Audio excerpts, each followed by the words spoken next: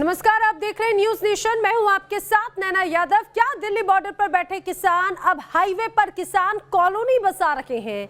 Border पर किसानों ने ऐसा डेरा जमाया है कि वो हटने का नाम ही नहीं ले रहे। सर्दी के बाद अब किसानों ने गर्मी में बॉर्डर पर लंबा टिकने का प्लान तैयार कर लिया है। आखिर क्या है किसानों का प्लान, देखिए न्यूज नेशन की पड़ताल।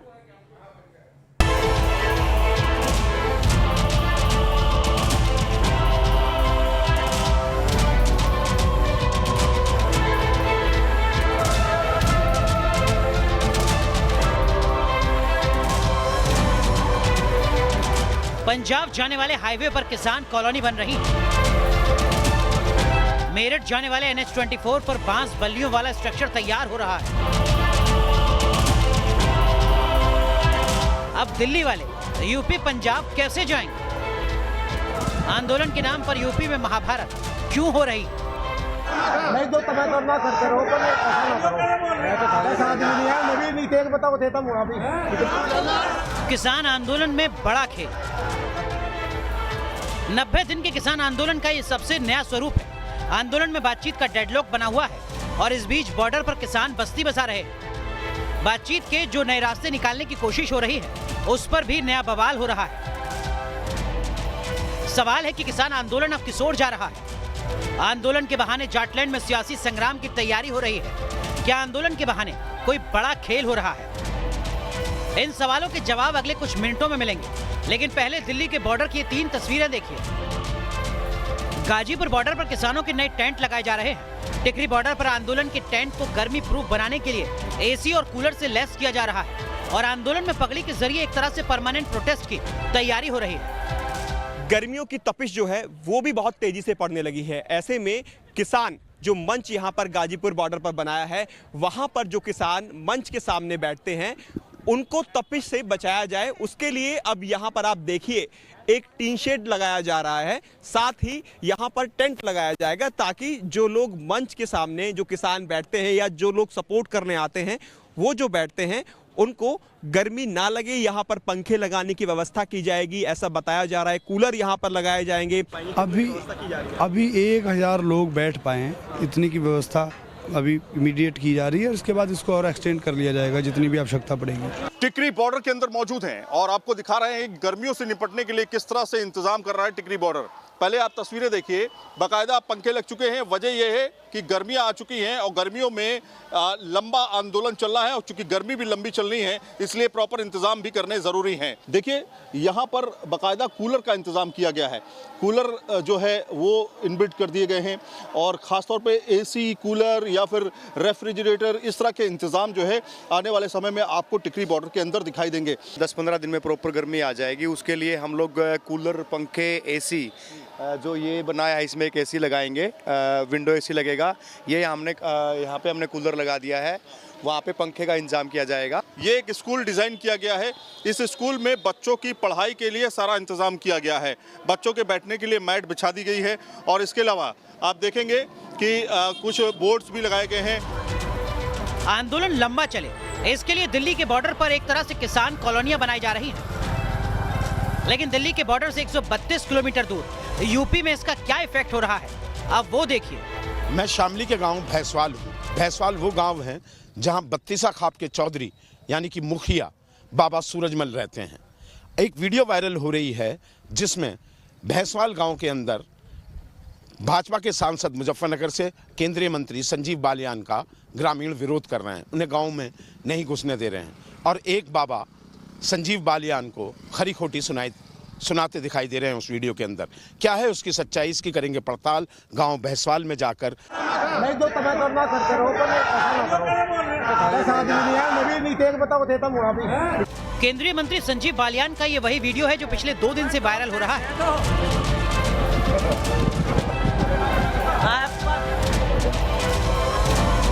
रविवार को संजीव बालियान गांव में खाप नेताओं से मिलने के लिए शामली के भैंसवाल गांव पहुंचे थे। लेकिन कुछ लोगों ने पहले तो रास्ते में ट्रैक्टर लगाकर काफिला रोका और फिर आरएलडी नेता जयंत चौधरी के समर्थन में नारेबाजी करने लगे।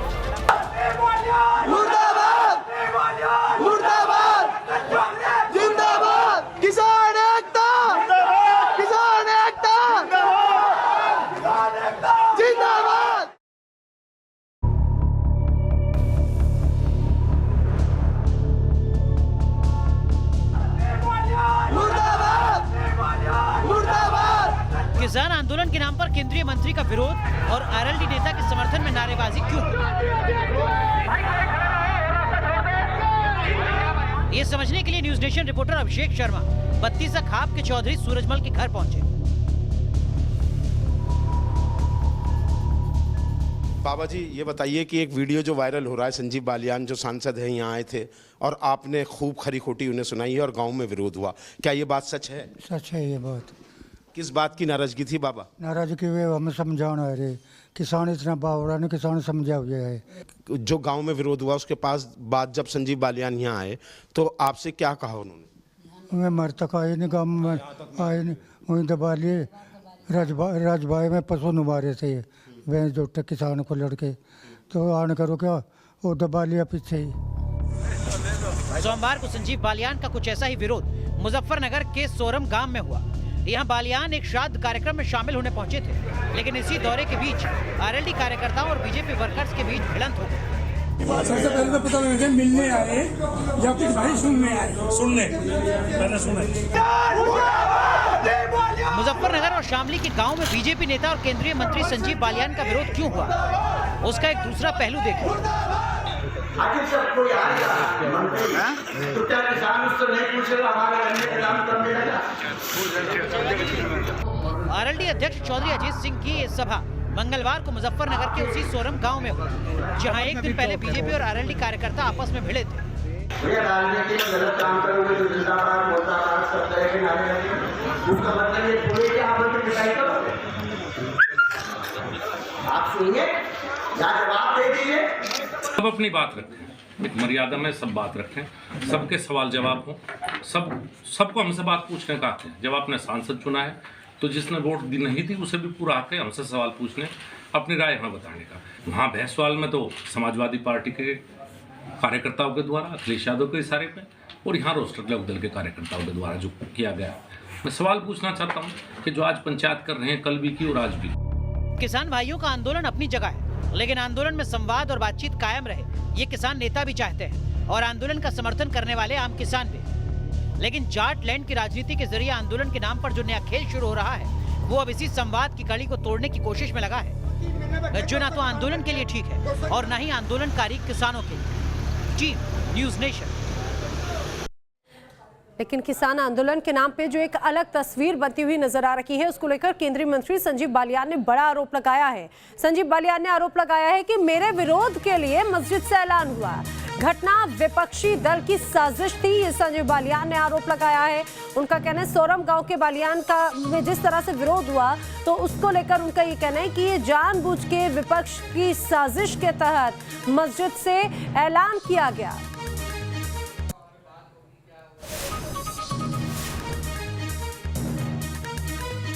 लोकदल के नेता मौजूद थे, वहीं पे बड़े नेता जो 26 जनवरी की घटना में लाल किले में थे वो मौजूद थे। मेरे निकलते ही हाथापाई हुई, वे लोगों ने आके नारे लगाए, लोगों ने उनको भगाया। उसके बाद मस्जिदों से अनाउंसमेंट हुआ सोरम में कि संजीव बालियान के विरोध में इकट्ठा हो जाओ। ये 2013 की घटनाओं की तरफ इस मुजफ्फर को मत लेकर जाइए। आप 2013 में भी भाग गए थे साहब, इस बार भी भाग जाएंगे। पिछली बार भी हमने भुगता था, सोरम में पुरबालियान में मारे गए थे, पता लेने नहीं आए लोग, ये कभी पूछने नहीं आए सोरम वालों के आंसू, घायल हुए तो भी नहीं आए। उससे पहले पिटाई हुई, फर्जी मुकदमे दर्ज हुए, सोरम में लोग नहीं आए। आज संजीव बालियान के विरोध में सोरम याद आया। फिर कल कोई घटना होगी, आप लोग भड़का के जाओगे, फिर ये लोग नहीं आएंगे। मेरा अपने लोगों से निवेदन है, ये मेरे अपने हैं, कोई भी हो मेरा अपना है, इनके बहकाए में मत आइए, आपस में मत लड़िए, प्यार से रहिए। किसी भी राजनीतिक दल में हो, हम सब लोग प्यार से नहीं। तो ये साजिश है, ये कहना है संजीव बालियान का। सीधे रुख करेंगे मुजफ्फरनगर का, जहां से मेरे सहयोगी अभिषेक मेरे साथ में है। अभिषेक, जिस तरह से किसान आंदोलन तो है, लेकिन इसके नाम पर एक अलग राजनीतिक रूप, अलग तरह के आंदोलन की छवि बनती हुई नजर आती है, और अब तो मस्जिद से अगर इस तरह से घोषणाएं अगर होती हैं, तो ये सोचने वाली बात है कि आखिर किस दिशा में जा रहा है ये आंदोलन। देखिए नैना, 2013 और 2021 के बीच में एक लंबा 8 साल का वक्त गुजर चुका है। 2013 में जब मैंने मुजफ्फरनगर दंगे कवर किए थे, अब कुछ वैसा ही सीन सा नज़र आने लगा है। जो आरोप है संजीव बालियान का कि मस्जिदों से ऐलान का, उसकी जांच जरूर होनी चाहिए। और उसमें अगर ऐसा हुआ है तो ये जो संकेत हैं 2022 में इलेक्शन के, तो ये राजनीति किस तरफ जा रही है इसका अंदाज़ा लगाया जा सकता है। शोरम की मैं बात अगर आपको बता दूं और दर्शकों को जानकारी दे दूं, शोरम गांव है क्या? वो खाप पंचायतों का एक तरीके से राजधानी है। जाटलैंड की राजधानी अगर उसे कहें तो वो ग्रामीण राजधानी है जाटलैंड की। जितने भी खाप पंचायतों के डिसीजन आते हैं पूर्व में हमने देखा है 2005 से लेकर और अब तक बड़े बड़े जितने भी डिसीजन आए वो शोरम की पंचायतों से ही आए। 18 खापे जो जाटों की सक्रिय हैं इस पश्चिमी उत्तर प्रदेश में, उन सबका केंद्र बिंदु शोरम ही है। और बालियान खाप जिससे संजीव बालियान आते हैं वहां से भी। तो यहाँ पे जो ये बातें हुई हैं वो 2022 के इलेक्शन के मद्देनजर बिल्कुल ही चिंता का विषय है। लेकिन अभिषेक, आपसे संक्षेप में ये भी जानना चाहूंगी, क्या किसी तरह से अभी जांच की बात कही गई है? देखिए नैना, इसमें जांच की बात एसपी ने कही है, लेकिन दोनों तरफ से अभी कोई रिपोर्ट दर्ज नहीं है। संजीव बालियान और उनके समर्थकों के खिलाफ सोमवार की रात में ही शाहपुर थाने पे एक तहरीर दी गई थी। आश्वासन मिला था जो 4 घायल हैं इसमें रिपोर्ट दर्ज की जाएगी, लेकिन नहीं हुई। न ही संजीव बालियान समर्थकों की तरफ से कोई रिपोर्ट दर्ज हुई है। ये मौखिक बयानबाजी है जो चल रही है, लेकिन कागजों पर अभी तक ऐसा कुछ नहीं है। अधिकारी जबी दीवान में कह रहे हैं कि हम जांच करेंगे, लेकिन जांच किसको दी है इसका भी खुलासा अभी तक नहीं किया गया। नैना जी अभिषेक, जानकारी के लिए आपका शुक्रिया। तो अभी तक किसी तरह की कोई रिपोर्ट दर्ज नहीं की गई है, इसीलिए अभी उस तरह की जांच शुरू नहीं की गई। लेकिन आपको बताएं, किसान आंदोलन, अगर किसान आंदोलन की बात करें तो इसका असर कहिए या सहारनपुर के गांव में किसानों ने अपनी फसल भी रौंद डाली है। किसान आंदोलन की सुनवाई ना होने से दुखी किसान ने अपने खेत में खड़ी गेहूं की फसल पर ट्रैक्टर चला दिया, ट्रैक्टर से रौंद दिया। सहारनपुर की आप ये तस्वीर देखिए, उत्तर प्रदेश की सहारनपुर की तस्वीर। लहलहाती फसल आपको नजर जरूर आ रही है, लेकिन किसान किस तरह से उस पूरी फसल पर ट्रैक्टर चलाता हुआ, उसे रौंदता हुआ नजर आ रहा है। और ये दरअसल नाराजगी स्वरूप है, विरोध स्वरूप इस फसल को बर्बाद किया जा रहा है। ये फसल को बर्बाद कर ये संदेश देने की कोशिश की जा रही है कि जिस तरह से उनका विरोध है वो यूं ही जारी रहने वाला है। सुनिए। गेहूं की फसल है जी, हमने शुरू जनवरी में बोई दी है और इसका जो है ना हमारा गन्ने का पैसा आ रहा है, ना कुछ हमारे पास इसमें आगे जो है लागत लगाने को कोई पैसा नहीं है। 90 दिनों से किसान धरना प्रदर्शन भी कर रहे और कुछ नहीं मिल रहा, सरकार कोई सुनवाई नहीं हो रही हमारी। अब रुक करेंगे अगली खबर का। लाल किला हिंसा का आरोपी लखा सिधाना भटिंडा में नजर आया। सिधाना ने फेसबुक पर वीडियो पोस्ट करके एक रैली की अपील की थी और जब सिधाना मंच पर आया तो हजारों की भीड़ उसका इंतजार कर रही थी। और तो और दिल्ली का मोस्ट वांटेड पंजाब में खुलेआम रैली कर रहा था और पंजाब पुलिस ने कोई एक्शन तक नहीं लिया।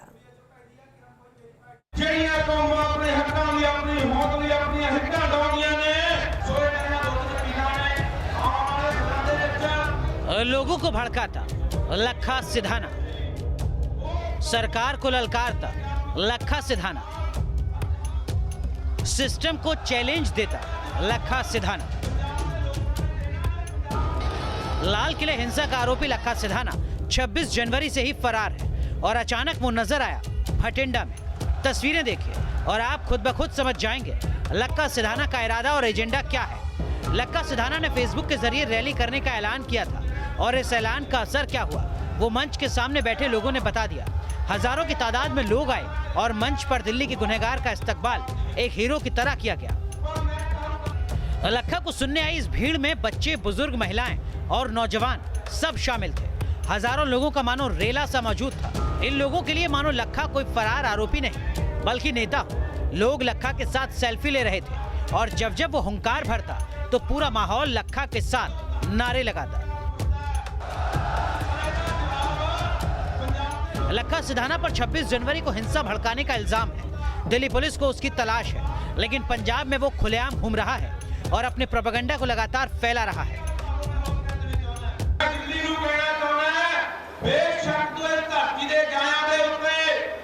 इनाम रख रही है, फोटो जारी कर रही है, उन्होंने फड़ के जेलों में तुम रही है, पर लोग नहीं रुकणगे। ये लोगों के हाल नहीं थमे जाने, याद रखे दिल्ली। हैरानी की बात यह है कि लखा सिधाना भटिंडा में लोगों के सामने हाजिर था, लेकिन ना तो दिल्ली पुलिस इस रैली में दबिश देने पहुंची और ना ही पंजाब पुलिस ने कोई एक्शन लिया। इसी लच्चर एक्शन की वजह से सवाल उठे। दिल्ली पुलिस के दबिश ना देने के पीछे वजह क्या है? क्या पंजाब में सिस्टम लखा पर सख्त एक्शन से कतरा रहा है या फिर लखा को खुद सिस्टम का सपोर्ट हासिल है? कोई और फरारी काटता शख्स होता तो मंच तो दूर की बात, उसकी हिम्मत बाहर निकलने की भी नहीं होती। लेकिन शायद लखा को पता था उस पर कोई एक्शन नहीं होगा, तभी उसने न सिर्फ सामने आने की जरूरत की बल्कि वो भाषण देता, अपनी बातें कहता भी नजर आया। भाई लखा सदाना हो, दीप सिद्धू हो, रुल्दू मानसा हो, नवदीप कौर हो, दिशा हो, जितने भी साथी जेलों के अंदर है 200 के खिलाफ जो दिल्ली पुलिस ने पर्चा कर रखा है, हमारा कोई दिल्ली पुलिस से विरोध यही है कि आप नजायज तंग मत करो, झूठे पर्चे मत दर्ज करो। लाल किले हिंसा के बाद दिल्ली पुलिस ने आरोपियों को दबोचने के लिए ताबड़तोड़ एक्शन लिए थे। 50 से ज्यादा बलवाइयों की तस्वीरें भी जारी हो चुकी हैं। लेकिन लखा अब तक कैसे आजाद है और इतना आजाद कि वो रैली भी कर रहा है? सवाल पैदा होना लाजमी है और सवालों के कटघरे में खड़ा है पूरा सिस्टम। Team news nation.